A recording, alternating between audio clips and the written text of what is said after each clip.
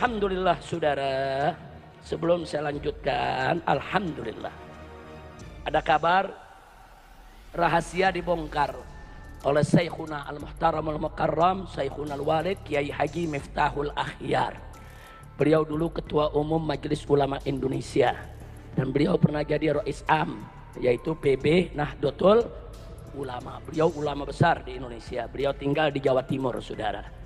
Dalam satu sambutan beliau sampaikan, ini ribut-ribut soal nasab, ini ada bohirnya. Orang Sunda tahu bohir gak? Bandar.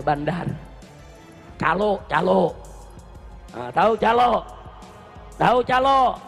Tahu bandar? Jadi Kiai Miftah mengatakan, ini urusan nasab nih gaduh ribut, ini ada bohirnya. Terus beliau bilang, saya tanya, kata beliau, kepada Kapolda Jawa Timur, Pak Kapolda ini kenapa sih ribut-ribut soal nasab kok begini? Ini kan bahaya kalau dibiarkan. Ini bisa mecah belah bangsa ini. Ini membahayakan keutuhan NKRI.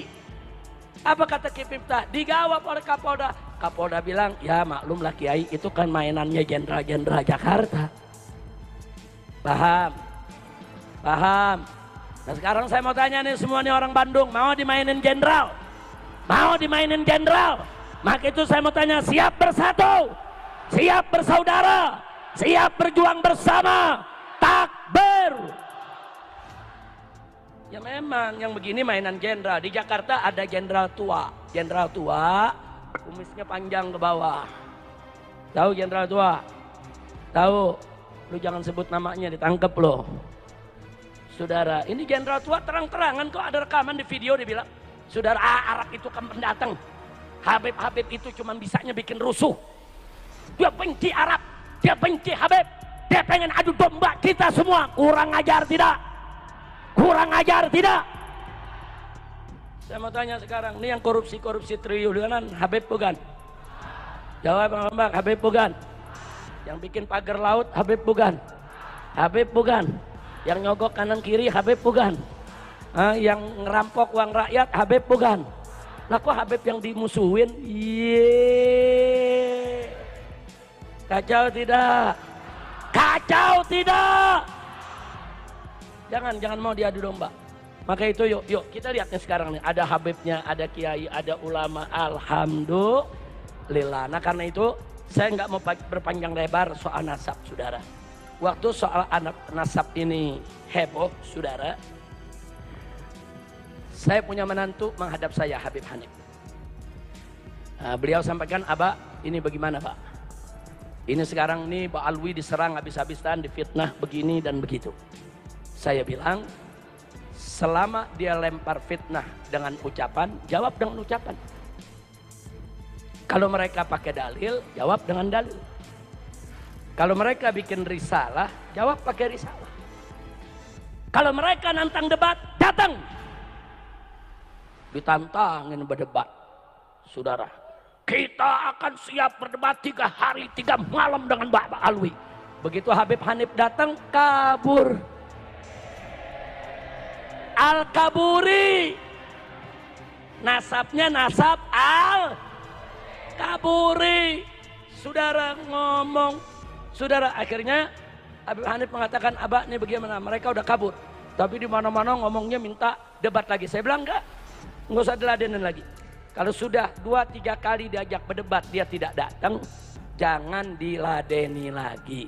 Anjing menggonggong, kafilah berlalu. Tapi kapan-kapan boleh juga anjing menggonggong, timpuk sama batu.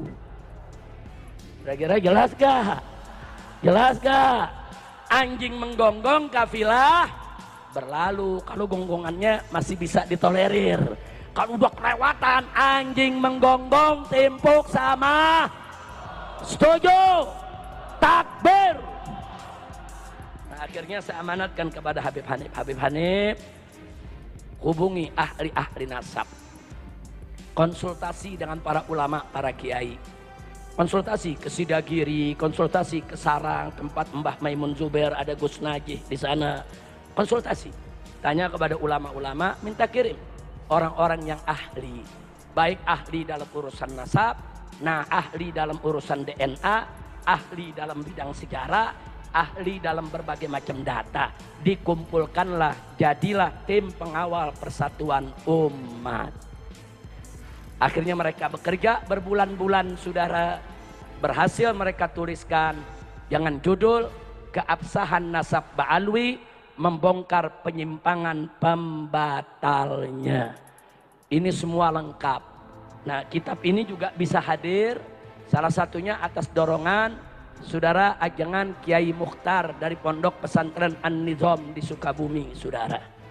Nah, saya ketemu dengan beliau di pondoknya, beliau bilang, Habib, kami para kiai ini resah. Cinta kami kepada habaib, kepada keluarga Nabi udah nggak usah ditanya. Bukan Habib saja yang marah, kami nih kiai marah. Marah, Beb, ini Ba'alwi dihina begini, marah. Tapi kami juga mesti mengakui keterbatasan kami. Selama ini pondok pesantren kami nggak ngajarin soal nasab. Dan kami nggak menguasai ilmu nasab. Tolonglah Habib, kumpulkan orang-orang yang ahli, buat buku supaya bisa jadi pegangan kita. Ini hasilnya, saudara. Alhamdulillah. Ini semua kiai kita berikan. Guru kita, Buya, Busairi, Muslim, saudara, dari tadi dari awal saya datang udah lihat nih kitab.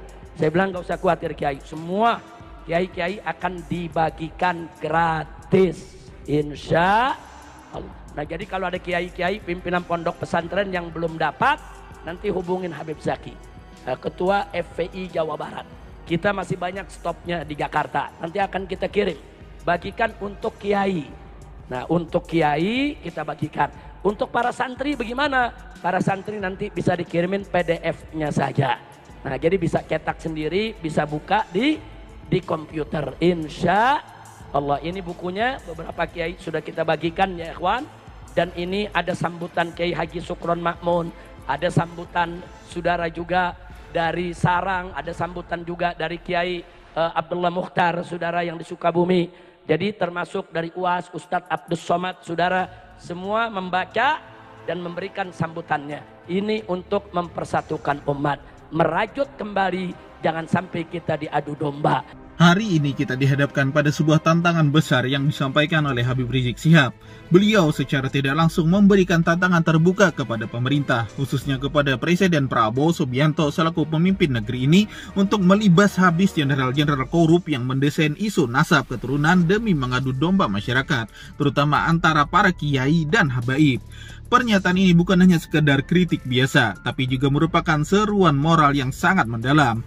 Apa yang disampaikan oleh Habib Rizik adalah cerminan dari realitas yang selama ini kita lihat di Indonesia, yaitu adanya upaya sistematis untuk memecah belah persatuan umat Islam dengan menggunakan isu-isu sensitif seperti nasab, keturunan, atau bahkan tradisi keagamaan.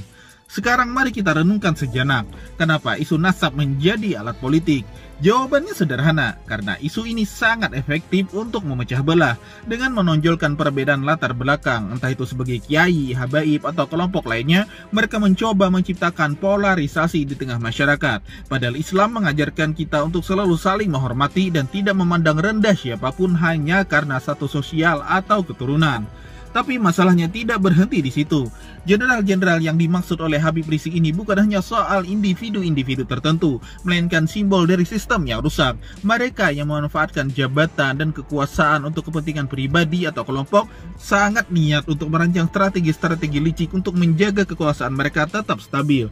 Dan salah satu caranya adalah dengan memainkan isu-isu sensitif seperti ini. Apa yang lebih menyedihkan bagi kita adalah bahwa taktik ini ternyata berhasil. Banyak di antara kita yang akhirnya terjebak dalam perdebatan-perdebatan tidak produktif tentang siapa yang lebih berhak dihormati, siapa yang lebih mulia secara nasab, dan seterusnya. Sementara itu, para pelaku korupsi dan pengkhianat bangsa bisa leluasa melanjutkan aksi mereka tanpa tersentuh hukum dan tanpa mendapatkan perhatian publik sama sekali. Inilah yang menjadi inti dari tantangan Habib Rizik kepada Prabowo. Apakah pemerintah akan berani membersihkan tubuh negara dari para jenderal korup yang telah merusak sendi-sendi keadilan? Apakah Prabowo akan berani menghentikan praktek-praktek busuk yang mengadu domba rakyat demi kepentingan segelintir orang?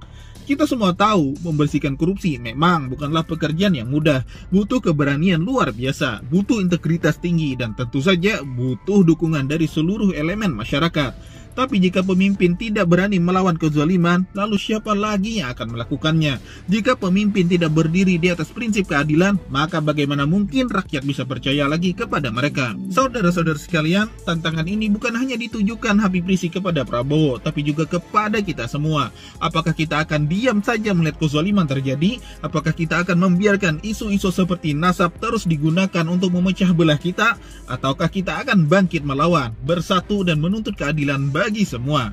Mari kita catat pesan Habib Rizik ini, yaitu jangan biarkan mereka yang korup dan zalim terus berkuasa. Kita harus berani melawan, bukan dengan kekerasan, tapi dengan kesadaran, solidaritas, dan gerakan moral yang sangat kuat.